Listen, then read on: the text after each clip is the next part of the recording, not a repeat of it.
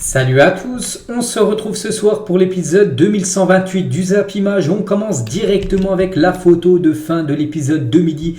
J'avais dit de me mettre en commentaire bien sûr pour ceux qui voulaient et ceux qui trouvaient aussi qui étaient ces deux jeunes footballeurs maintenant qui sont devenus footballeurs professionnels. Donc c'était catégorie quand même très difficile. Donc bravo à tous ceux qui ont trouvé les gars.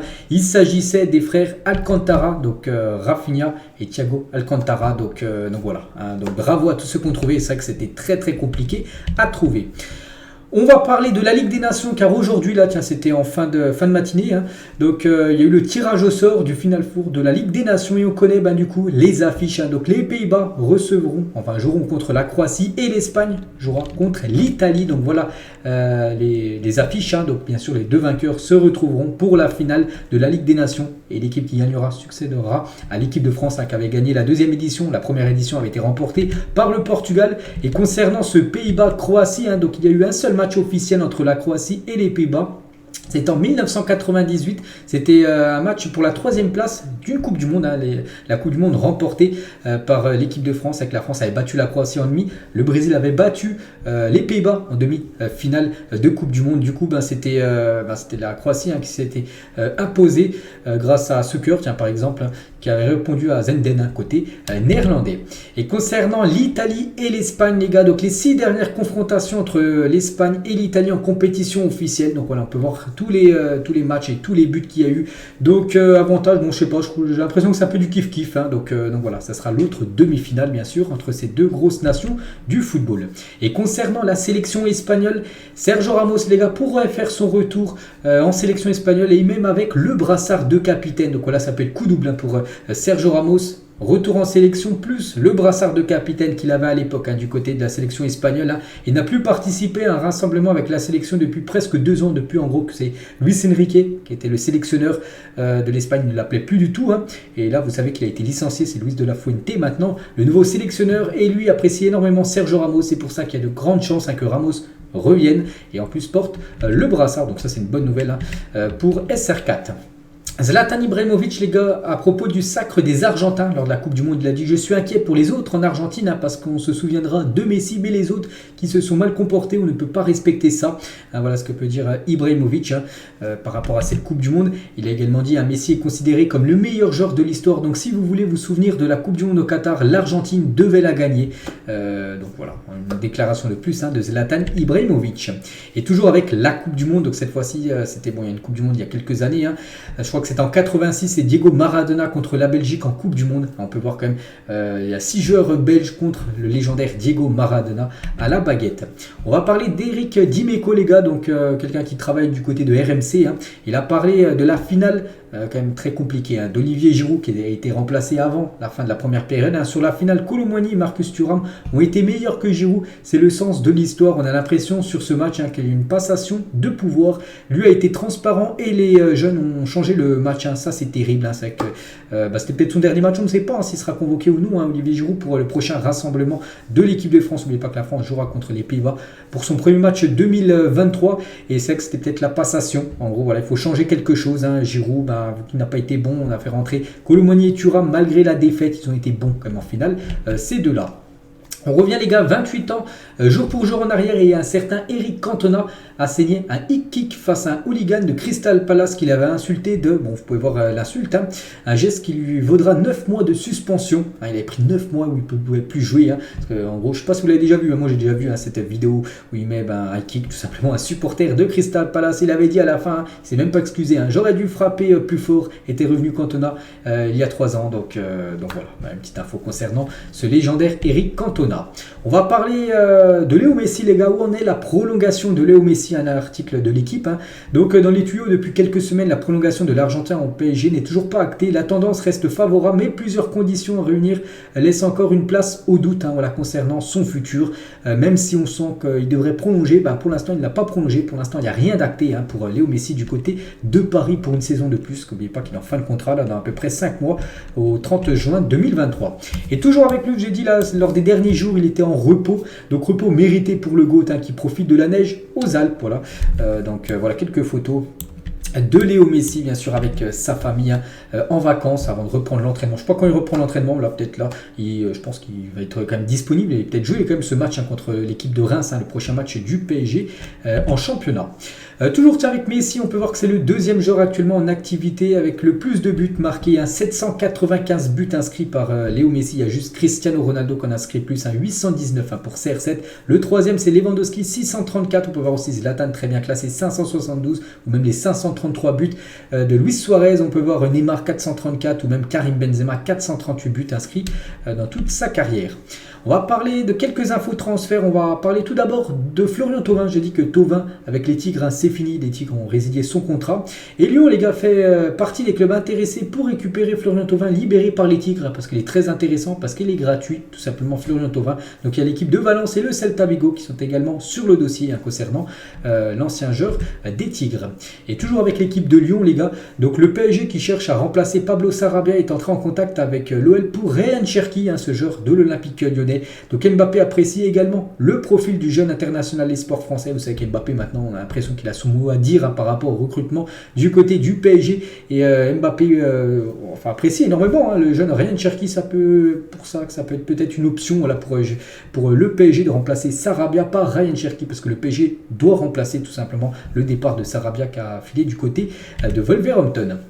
On va parler de l'Atlético, les gars. L'Atlético veut Jonathan Klaus, le défenseur Marseille. Imaginez, il commence à Lens, après Marseille, puis maintenant l'Atlético. Donc voilà, ça ferait que de up, on peut dire, sa carrière. Donc après, est-ce que Marseille va vouloir le lâcher? Ça, c'est bien sûr beaucoup moins sûr. Et toujours avec l'OM, Mamadou Niang, à propos d'Hatem Ben Arfa, il a dit dans le magazine 90 Football FR. Donc c'est le plus gros regret de tout le monde. On s'attendait à le voir au même niveau que Benzema, Messi ou Ronaldo. Au final, on n'a rien tiré d'Hatem. Et regardez la carrière qu'il a eue. Une carrière... on peut dire voilà en flop, ça a été un flop, c'est dommage parce qu'il avait un talent pur énorme, Hatem Ben Arfa, puis il a fait pas mal de mauvais choix je pense de carrière et voilà, c'est vrai que ça a été une déception totale la carrière d'Hatem Ben Arfa. Toujours avec Marseille, donc Ivan Illich va signer à l'OM pour 15 millions d'euros, officialisation dans la semaine, ça peut, peut-être pas dans la soirée là, peut-être demain les gars, ou même après-demain. Donc le Serbe rejoindra Marseille en juin prochain, donc voilà, il va être acheté là pendant ce mercato, il va être prêté à Illes Vérone, et du coup il rejoindra l'équipe marseillaise l'été prochain, ce joueur. Parme les gars va faire une offre au Stade Malherbe de Caen pour le jeune Norman Basset, bon je le connais pas, mais bon voilà, c'est une info transfert, donc je vous la partage. On va parler aussi de Mohamed Salah les gars, face à la baisse de forme de Mohamed Salah, Liverpool pourrait décider de vendre le joueur égyptien contre un chèque de 70 millions de livres, ce qui fait à peu près 80 millions d'euros à peu près à la fin de la saison, pas cet hiver bien sûr, l'été prochain, il y a des chances, il y a une opportunité qui quitte le club. Mohamed Salah, c'est vrai qu'il n'est pas trop dedans cette saison, contrairement aux saisons d'avant où il était très performant, peut-être avec le départ de Sadio Mané, il se sent peut-être orphelin de cette attaque bien sûr à l'époque, donc voilà, concernant la situation de l'attaquant égyptien. Bruno Genesio les gars, j'ai été très déçu que Martin Terrier ne soit pas sélectionné pour le mondial, c'est vrai que ça a été un gros point d'interrogation, pourquoi Deschamps n'a pas appelé Martin Terrier, surtout que Deschamps les gars, n'oubliez pas, il a pris 25 joueurs, il pouvait monter jusqu'à 26, et pourquoi il n'a pas pris Martin Terrier qui aurait mérité totalement sa place en équipe de France. Je pense qu'il aurait été un joueur peut-être en Angleterre, en Première Ligue ou en Liga, il aurait été appelé, mais vu qu'il joue à Rennes, voilà, peut-être Deschamps c'était pas un gros club, et du coup il ne l'a pas convoqué, c'est vrai que ça a été ça, un gros point d'interrogation concernant sa non-convocation. Et toujours avec Rennes, Bruno Genesio annonce en conférence de presse que Assignon est blessé pour 2-3 mois. Rennes est maudit, déjà 4 blessures en 2023. On parlait de Terrier qui est blessé jusqu'à la fin de la saison et maintenant un nouveau joueur qui est blessé du côté du Stade Rennais. Donc voilà, il va falloir des renforts avant la fin du mercato, sinon ça va être compliqué bien sûr. Par rapport à tous les joueurs blessés. Ils n'ont connu qu'un seul club de toute leur carrière, fidélité totale pour ces quatre-là. Il y a aussi plein d'autres joueurs, on pense bien sûr à Carles Puyol du côté du FC Barcelone, pas d'autres clubs pour Puyol, seulement le Barça, la même chose pour le défenseur Paulo Maldini, donc défenseur du côté de l'AC Milan toute sa carrière à Milan, la même chose pour Totti, toute sa carrière du côté de l'AS Roma, et lui aussi les gars, toute sa carrière pour Paul Scholes du côté de Manchester United. Et toujours avec Manchester United, actuellement l'homme fort de Manchester, c'est Marcus Rashford, il inspire le monde du football.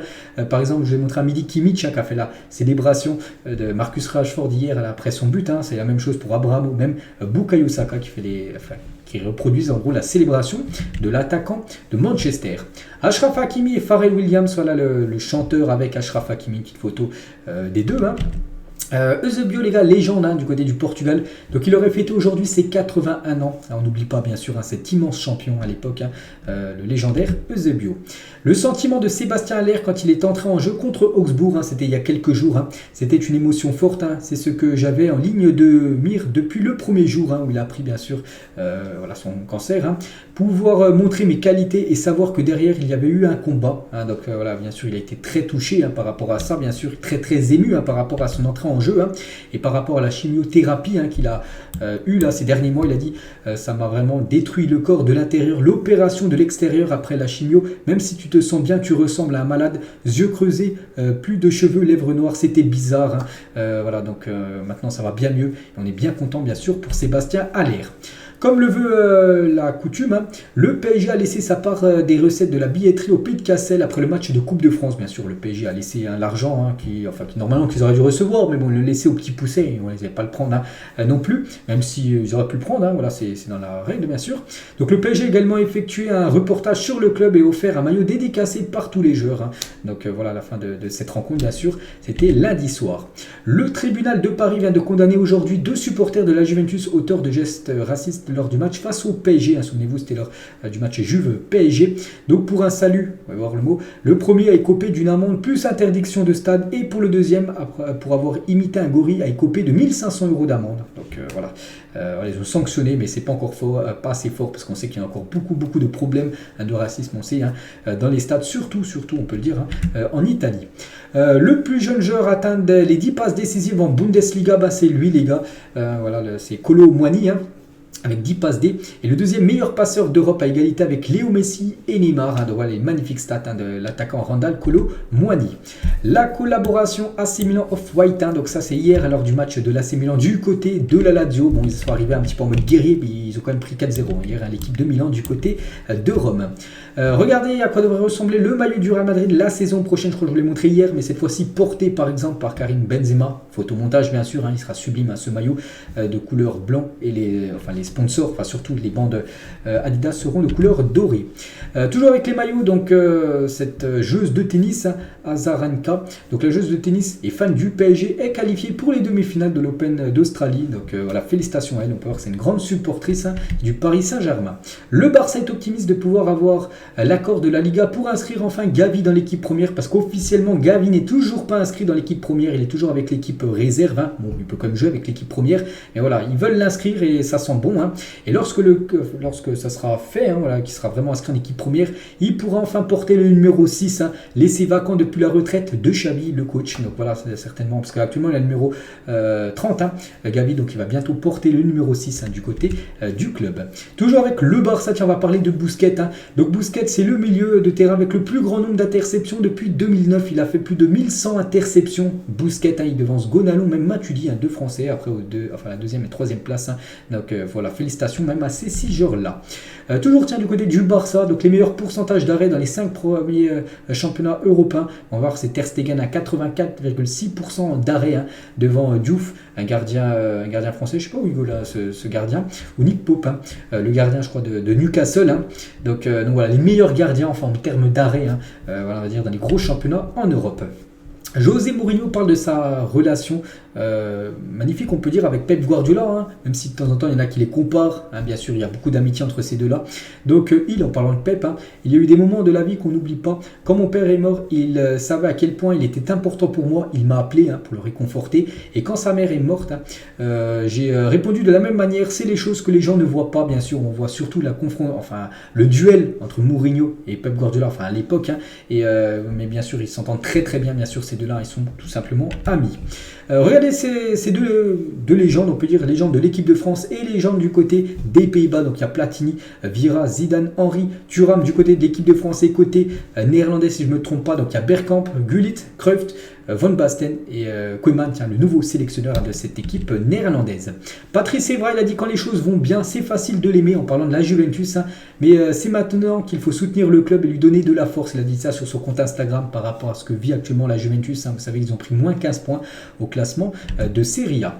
Pour celles et ceux qui jouent, qui n'ont toujours pas plutôt FIFA 23, donc une petite info, tu as une petite info pour vous les gars, la version édition Ultimate est actuellement à 40 € au lieu de 100 € hein, pour arrondir. Donc voilà, une grosse réduction les gars si vous voulez vous faire plaisir hein, concernant ce jeu hein, FIFA Ultimate Team. Et on finit les gars cet épisode aujourd'hui avec cette question, hein, cette photo que je montre souvent, bon avec toujours une génération différente, cette fois-ci c'est la génération 94, hein, donc avec 4 questions, le plus fort, le plus surcoté, le plus sous-coté, la plus grosse déception, je vais répondre, c'est mon point de vue, hein, peut-être vous avez un point de vue différent de moi, donc le plus fort parmi tous ces joueurs, j'ai regardé un peu avant, hein, je me suis dit c'est comme Bernardo Silva pour moi, hein, le joueur le plus fort, hein, vraiment pur les gars, pour moi c'est le meilleur. Le plus surcoté, voilà, c'est compliqué à en trouver. J'hésite entre deux quand même. Sterling et peut-être Depay. Allez, s'il faudrait en mettre un, je mettrais Memphis Depay. Voilà, en première position. Le plus sous-coté, c'est-à-dire le joueur qu'on parle peu, mais vraiment qui est un grand joueur. Hein. Ben, je partirais sur Warren Prowse, les gars. Donc un joueur de Southampton. Hein. Southampton est bon dernier, mais vraiment il est bon, les gars. Voilà, vraiment un très bon joueur, et surtout un très très bon tireur de coups francs. Et je pense qu'il pourrait jouer hein, dans une grande équipe anglaise. Il n'y a aucun souci. Donc pour moi, c'est le plus sous-coté hein, de cette liste, même s'il y en a des autres. Hein. Je pense aussi Cancelo, pour moi il est sous-coté. Je pense aussi qu'il y a qui peut être sous-coté, ou même Bernardo Silva, hein, pour moi il est aussi sous-coté. Hein. Bernardo, la plus grosse déception parmi tous ces joueurs. Bon là aussi il y a du beau monde, donc plus grosse déception peut-être Depay les gars.